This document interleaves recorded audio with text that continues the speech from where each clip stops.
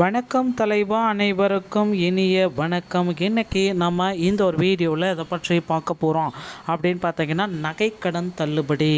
So கூட்டுறவு வங்கிகளில் வைத்திருக்கக்கூடிய நகைக்கடன் தள்ளுபடிகள் எந்த அளவில் உங்களுக்கு தள்ளுபடி செய்யறக்காங்க, யார் யாரெல்லாம் இந்த நகைக்கடன் தள்ளுபடி லிஸ்ட்டில் வருகிறார்கள். ஸோ இதை பற்றின ஒரு முழுமையான தகவலை இந்த ஒரு வீடியோவில் நம்ம பார்க்கலாம்.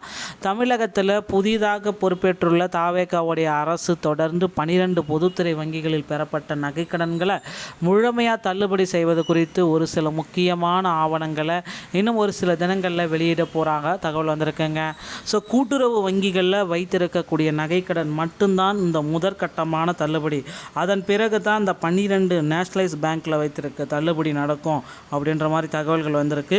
ஸோ முதல் தள்ளுபடி அப்படின்னு நம்ம பார்க்குறப்ப கூட்டுறவு வங்கிகளில் ஃபஸ்ட்டு ப்ரிஃபரன்ஸ் கொடுக்குறாங்க. ஸோ உங்கள் கிராமப்புறத்தில் இருக்கிற கூட்டுறவு வங்கிகளில் நீங்கள் 3லேருந்து 5 சவரனுக்குள்ளே நீங்கள் நகைகளை வைத்திருந்தால் நிச்சயமாக இந்த தள்ளுபடியை நீங்கள் பெற்றுக்கொள்ள முடியும். கண்டிப்பாக பார்த்தீங்கன்னா உங்களுக்கு எவ்வளோ நீங்கள் 3லேருந்து 5 சவரனுக்குள்ளாமல் கிட்டத்தட்ட ஒரு 4.5 லட்சம் வரைக்கும் நீங்கள் நகைக்கடன் தள்ளுபடியை உங்களால் பெற்றுக்கொள்ள முடியும். ஒரு 4 அதாவது 3 to 4 லட்சம் வரைக்கும் 2லேருந்து 5 பவுன் வச்சுருந்தீங்கன்னா 3லேருந்து 4 லட்சம் வரைக்கும் உங்களால் தள்ளுபடி பெற்றுக்கொள்ள முடியும். ஸோ கூட்டுறவு வங்கிகளில் மீண்டும் பழையபடி தள்ளுபடிகள் வருமா அப்படின்றது தான் இப்போ கேள்விக்குறியாக இருக்குது. தமிழகத்தில் கூட்டுறவு வங்கிகளில் பெற்ற நகைக்கடன் தள்ளுபடியை குறித்த அறிவிப்புகள் நாளுக்கு நாள் வெளியாகி கொண்டே தான் இருக்கிறது. ஸோ நகைக்கடன் தள்ளுபடி திட்டம் மீண்டும் அமலுக்கு வருமா என்ற கடந்த சில நாட்களாக பொதுமக்கள் மத்தியில் எதிர்பார்ப்பை எடுத்து வருகிறது.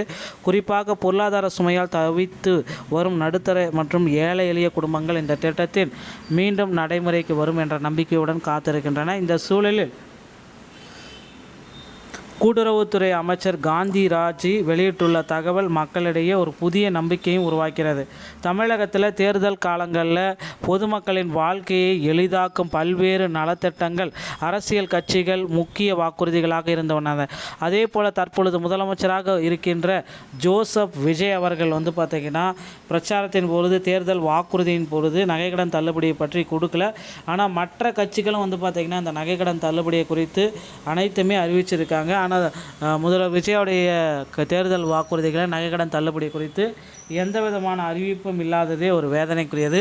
ஸோ மக்களுடைய இப்போ இருக்கிற டைமில் மக்களுடைய கருத்து கணிப்பை நிச்சயமாக முதல்வர் விஜய் எடுத்துக்கிட்டு நகைக்கடன், ஏன்னா விவசாய கடன் தள்ளுபடியை போலவே நகைக்கடன் தள்ளுபடியும் ஒரு ஜிஓ பாஸ் பண்ண போகிறாங்க. ஸோ கண்டிப்பாக 3 to 5 சவரன் நகைகளை உடனடியாக தள்ளுபடியும் கொடுக்க போகிறதா தகவல் வந்திருக்கு. பொறுத்து வந்து நம்ம பார்க்கலாங்க.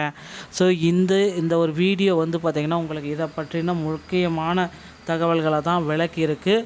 நகைக்கடனில் உங்களுக்கு தள்ளுபடி யாருக்கு கிடைக்கும் யாருக்கு கிடைக்காது அப்படின்னு பார்த்திங்கன்னா, கூட்டுறவு வங்கிகளில் வச்சுருக்கிற அக்கௌண்ட் வச்சுருக்கிற மற்றும் அவங்களுடைய ஒர்க் பண்ணுற எம்ப்ளாயீஸ்க்கு கண்டிப்பாக கிடையாது. அவர்தம் குடுப்பினருக்குமே கிடையாதுங்க.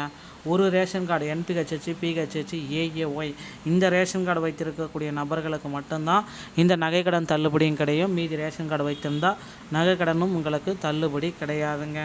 ஸோ கண்டிப்பாக நகைக்கடன் தள்ளுபடியை பெறுவதற்கு இப்போந்தே நீங்கள் உங்களுடைய முயற்சிகளை ஸ்டார்ட் பண்ணிக்கோங்க. இந்த ஒரு வீடியோ பதிவும் இதை பற்றி தான் உங்களுக்கு தெளிவாக விளக்கும் அப்படின்னு நான் எதிர்பார்க்குறேன். கண்டிப்பாக அந்த நகைக்கடன் தள்ளுபடியை குறித்த அறிவிப்புகள் மீண்டும் வந்தால் அதை பற்றி ஷேர் பண்ணி விட்றேன். மீண்டும் ஒரு நல்ல தகவலோடு நான் உங்களை சந்திக்கிறேன். நன்றி, வணக்கம்.